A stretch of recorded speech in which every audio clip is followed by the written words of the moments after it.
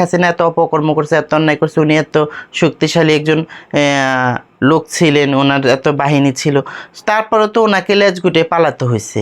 আমি একমাত্র হিজড়া, যেটা হচ্ছে কি আমি চাচ্ছিলাম যে আমি হিজড়া, আমি কেন হাত পেতে খাবো, কালেকশন করে খাবো, আমি চাকরি করব। তা আসলে বাংলাদেশে ভাবমূর্তি এমনটাই যে আসলে একটা মানুষ কাতরাচ্ছে কিন্তু তার পাশে এসে কে দাঁড়াচ্ছে না বা তার সহযোগিতা করছে না।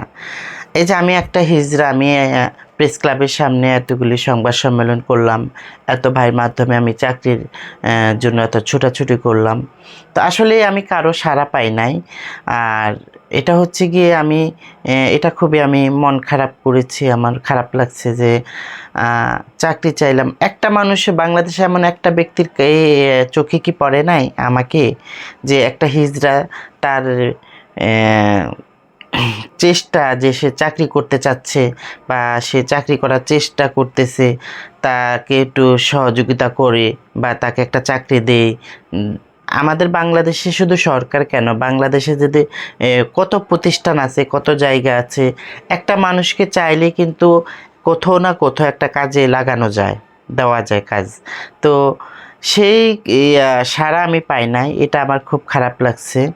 তাহলে হিজড়ারা কিভাবে ভাবমূর্তি চেঞ্জ করবে, তাহলে কিভাবে হিজড়ারা কর্মমুখী হবে, তাই না?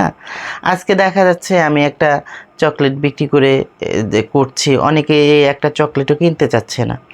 তাহলে পুনরায় দেখা যাচ্ছে হিজড়াদের কোনো যদি চাকরি বাকরি কোনো অবস্থানে যদি তাদের না, তাদের যেটা কালেকশন সেটাই চলমান থাকবে, থাকুক, আমি সেটাই মনে করি। কারণ হচ্ছে কি, যেহেতু আমাদের দেশের ভাবমূর্তি চেঞ্জ হবে না, কেউ আমাদের দিকে তাকায় না, আমাদেরকে একটা চাকরি দেয় না, আমাদেরকে একটা কর্ম দেয় না, কাজ দেয় না, তা আমাদের সেই পন্থাই বেছে নিতে হবে। বিষয়টা এরকম দাঁড়ায় না? তো যাই হোক, দেখা যাচ্ছে কি আমি আমার জায়গার থেকে আমি হয়তো চাকরি যেহেতু পাচ্ছি না, নিজে একটা চকলেট বিক্রি করে খাচ্ছি, হয়তো আমি একটা দোকান দেব, আশা আছে। জানি না এই দোকান দিয়ে আমি মানুষের কাছ থেকে কতটুকু সাড়া পাবো। দ্রব্যমূল্যের জন্য কি শেখ হাসিনার এই দেশ থেকে তাড়ানো হয়েছে?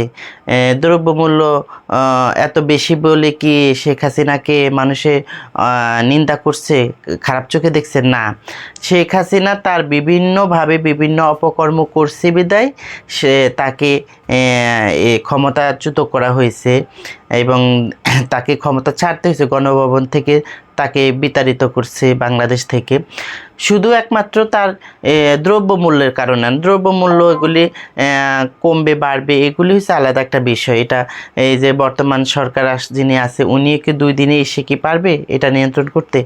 তো এটা বড় বিষয় না। বিষয়টা হচ্ছে শেখ হাসিনা কিছু কিছু অপকর্ম এভাবেই করছে যেটা হচ্ছে গিয়ে কোন মানুষ কখনোই মেনে নিতে পারে না। লোকেরা যা মন চায় তা করতো, কিন্তু তার কোনো বিচার হতো না। এই সব কিছু মিলে সে ভোটের অধিকারটাই কেড়ে নিয়েছে। মানুষ, আমরা হাসতে খেলতে আমরা ভোট কেন্দ্রে যাইতাম, আমরা ভোট দিতাম, ভোট নির্বাচন আসলে আমাদের মনে কত আনন্দ লাগতো, ঈদের মতো লাগতো যে না আমরা ভোট দিব, আমরা মিছিল করতাম, কত কিছু।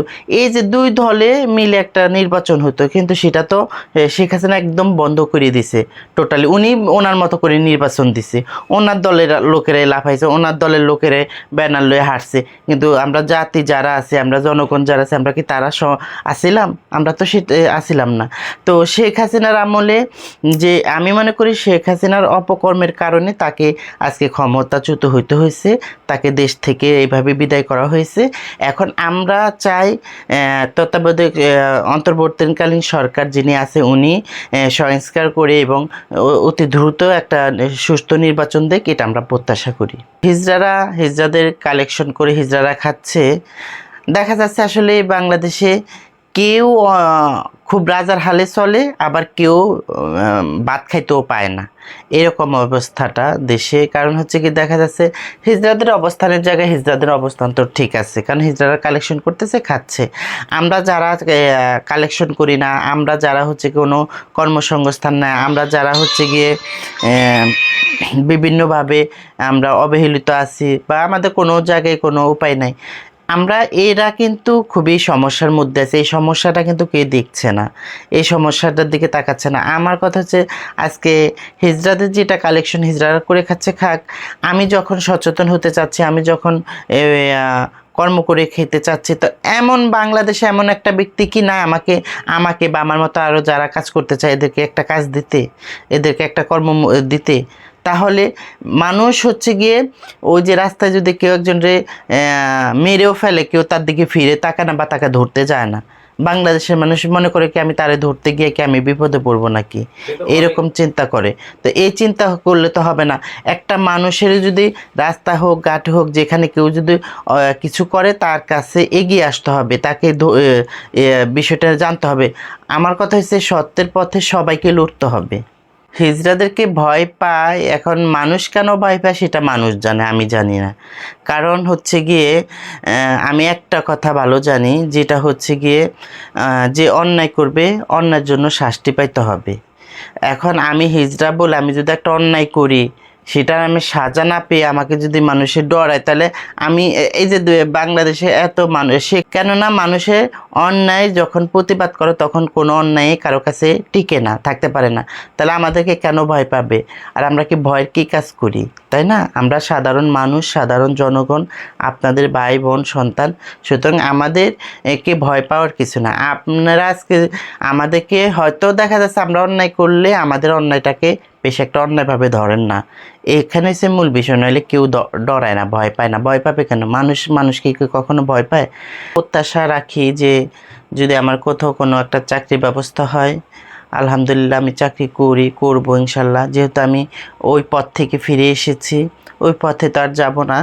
আর যদি কোথাও আমার চাকরির ব্যবস্থা, কোনো কর্মের ব্যবস্থা না হয়, অন্তত আমি নিজে একটা ছোটোখাটো দোকান দেব।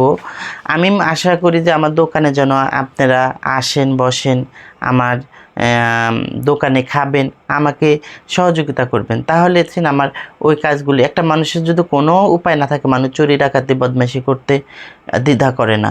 এখন আমরা ভালো হতে চাচ্ছি, মানুষ আমাদেরকে ভালো হওয়ার সুযোগ করে দিচ্ছে না। আমার ইচ্ছা আছে আমি যে দোকানটা দেবো সেই দোকানে আমি আমার হাতের তৈরি করা বানাবো। আমি ফিশ কাটলেট বানাবো, banana cutlet, chicken cutlet, chicken fry. তারপরে আমার ইচ্ছা আছে আমি একটা ইলিশ কাচ্চি দেওয়ার ইচ্ছা আছে। এবং আমি যা প্রস্তুত করব, রান্না করব, আমি যা দোকানে উঠাবো, এগুলি আপনারা খাবেন এবং আমাকে সহযোগিতা করবেন। আপনাদের দোয়া এবং ভালোবাসা আমি অনেক দূর এগিয়ে যেতে চাই, এই প্রত্যাশাই রাখি আপনাদের কাছে। দোকানের লোকেশনটা হবে শনি আকরা এরিয়ার মধ্যে হবে, যে কোনো একটা জায়গা আমি পরে বলে দেব।